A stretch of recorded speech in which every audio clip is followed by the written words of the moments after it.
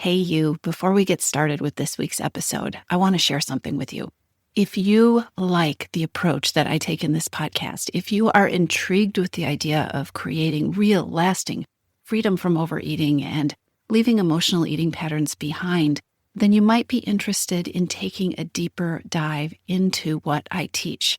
I thought you might like to see all the pieces of the puzzle at once, in addition to these weekly bites that I offer you in these podcast episodes.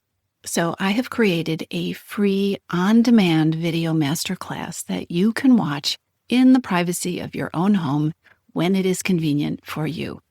I'd love to invite you to access the 3 keys to ending emotional eating and overeating masterclass. How to end emotional eating and overeating without deprivation, without vicious cycles, and without superhuman amounts of willpower. In this masterclass, I am going deep and sharing with you the exact framework that I use with my clients, with members of Your Missing Piece, and in my own life. In addition to learning this framework, you are also going to hear stories and real-life examples from women who have transformed their eating and their relationship with food. All you have to do to access the free on-demand masterclass is go to toomuchonherplate.com/sign-up, SIGN-up, toomuchonherplate.com/sign-up. You can also go to toomuchonherplate.com, choose the menu option for podcast, and we will put an opportunity to access the masterclass front and center right there. Okay, check out this on-demand video masterclass while it is available. I don't know how long we are going to leave this accessible, so go now, toomuchonherplate.com/sign-up. Sign up for the masterclass, and when you finish this episode, it will be waiting for you in your inbox. See you there.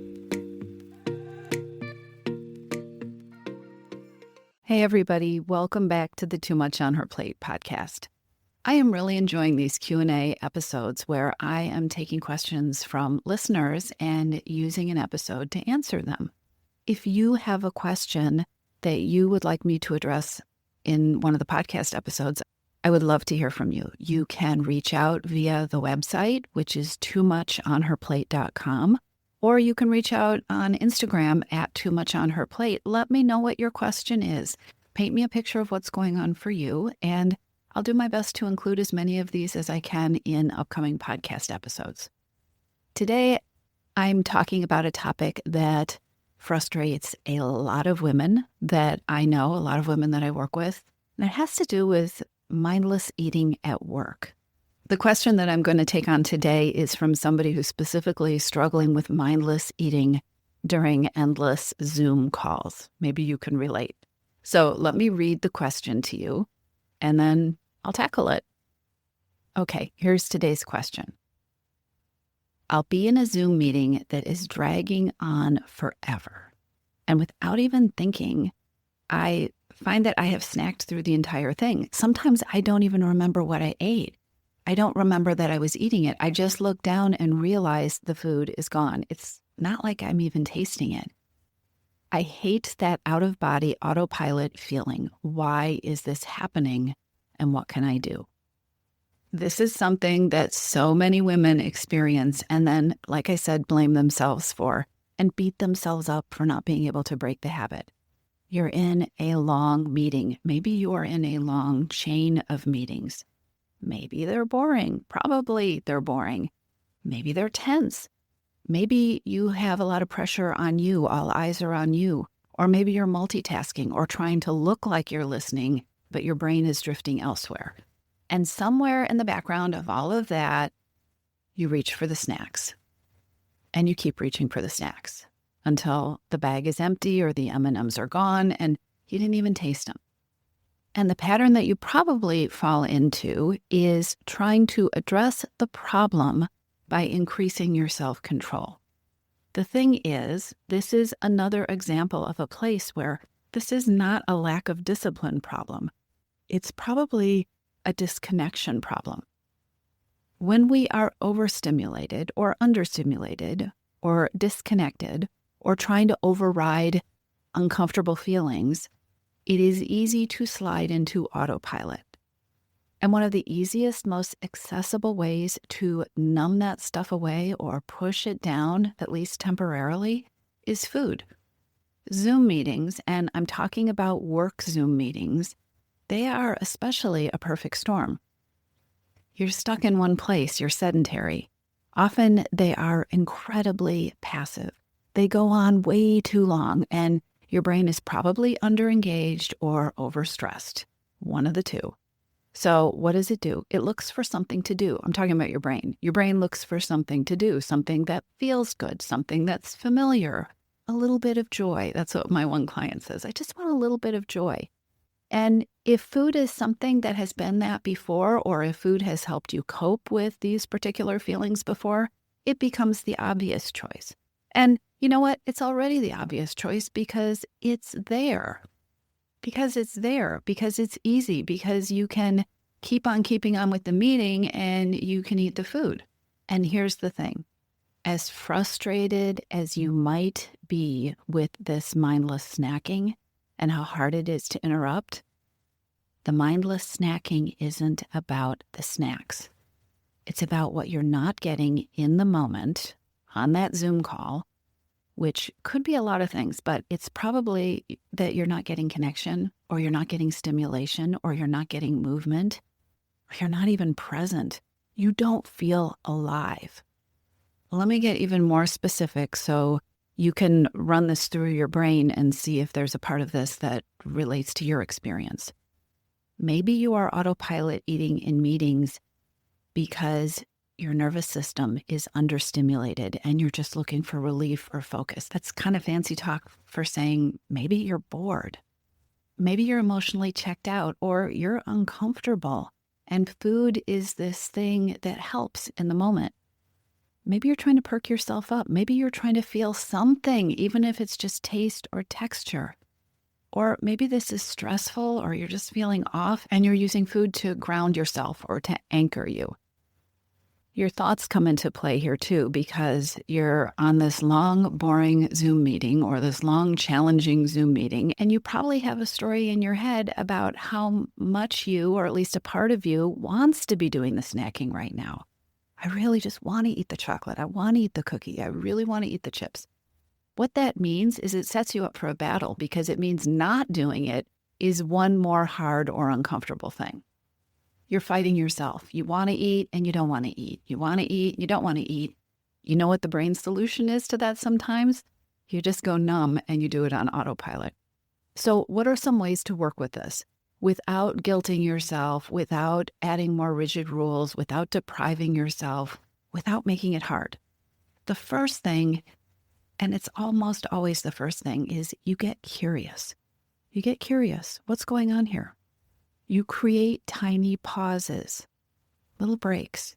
And I want to throw in a third thing that can be helpful in a situation like this, and that's adding a little bit of friction, not as a secret diet-like way of depriving yourself, but as a way of waking yourself up when you're on autopilot so that you can get present enough to decide what you want to do instead of taking mindless action. That was a lot of words. I'm going to say more about what I mean here, okay?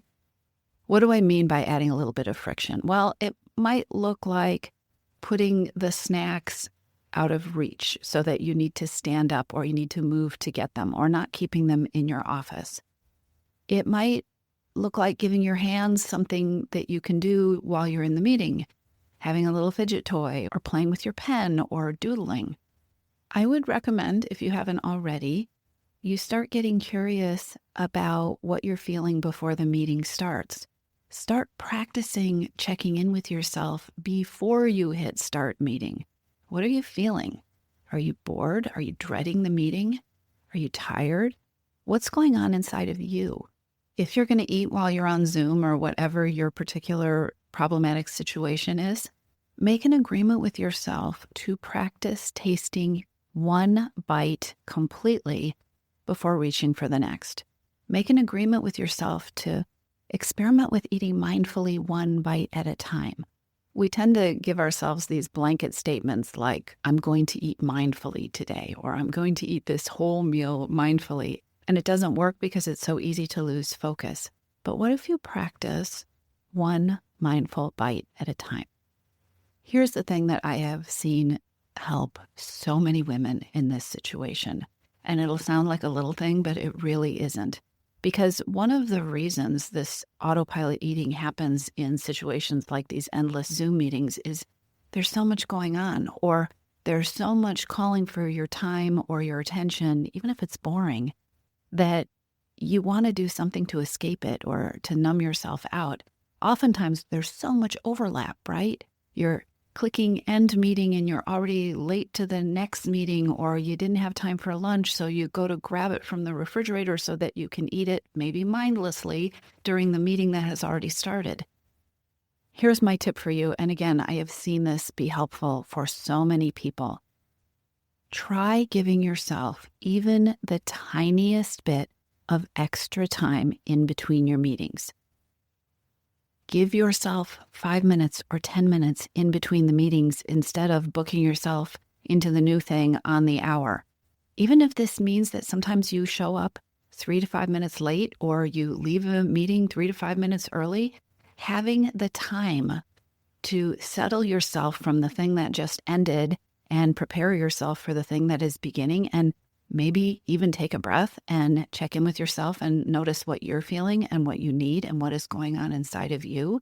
Having 2 minutes to stretch your muscles or get up or move around the room. This sounds like the most insignificant thing, and it is sad that we have to talk about giving yourself 2 or 3 minutes in between things. But I'm here to tell you, it will make a difference. It will have an impact. Taking a little bit of time after the meeting is over is huge. One of the most important things that you can start to do or maybe get better at is to practice checking in with yourself.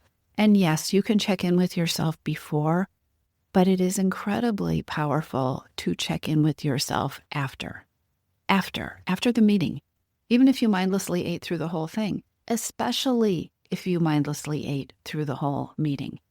Instead of beating yourself up, this is the place to ask yourself curious questions like, what was going on?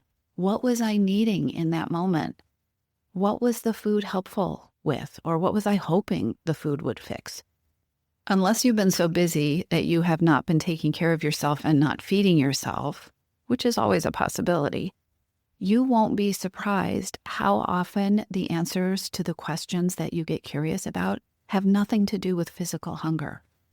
Change begins not with depriving yourself, not with being mad at yourself, not with guilting yourself, but with this kind of curiosity. What went wrong here? What would have helped me? What do I need? There's a reason you're doing what you're doing. There's always a reason that you eat. Even if what you're doing seems like a mindless, unconscious habit, there's a reason. The food that you are reaching for and finishing without even tasting is doing something for you. You have thoughts and feelings and beliefs and needs that are powering the eating that you're doing. Changing mindless eating habits is not something you do in one shot. And the good news is it's not something that you have to do perfectly in order to make a big impact. You just have to start doing it. Start paying a little bit more attention. Start being a little more curious. Next time you catch yourself halfway through a sleeve of crackers while you're staring at your phone or your computer screen, take that as a cue. Not to be mad at yourself, but to ask, okay, what am I needing right now? What am I feeling inside my body? Just start asking the question. Just start being curious. Ask the question and then give yourself the chance to answer. And just to be clear, because I know how smart, high-achieving brains work, I am not saying that you need to quit your job, or you need to skip the meeting, or you need to stay at work so many hours longer so that you can have all this time in between the meetings. You probably have to go to the meetings. What I'm saying is that even inside these things that you cannot control, the routines and the rituals and the meetings that you really don't like, you can start noticing a little bit more of what's happening inside of you. You can create a teeny tiny shift. And that teeny tiny shift is going to reverberate more than you think. I know there's probably a lot you can't control during your workday, or maybe during any other times of day. But when you start noticing what's happening inside of you, when you start asking curious questions, not only can you start to respond to those things, but you start to change that feeling of being out of control or being forced to do things. And you start to create more places where there is an opportunity to make decisions, to act intentionally, and to make choices. And this is a piece of how you begin to take the power away from food and to take it back for yourself. I hope this helps, and I'll talk to you soon. If you're ready to lose your overeating and emotional eating habits, and you are ready to step into a relationship with food that fits you, one that doesn't rely on willpower and deprivation, then now is the time to join your missing piece. Enrollment is open, and this is the perfect time to join me. Go to toomuchonherplate.com/freedom, or just click on the link in the show notes. Your Missing Piece is the program where I show you step-by-step how to create freedom from overeating with a unique combination of psychologist-designed, personalized work with me, coaching, and smart strategy. You'll learn how to reclaim your power, ditch the diets, and create results that are built to last. Check it all out at toomuchonherplate.com/freedom, and I'll see you inside.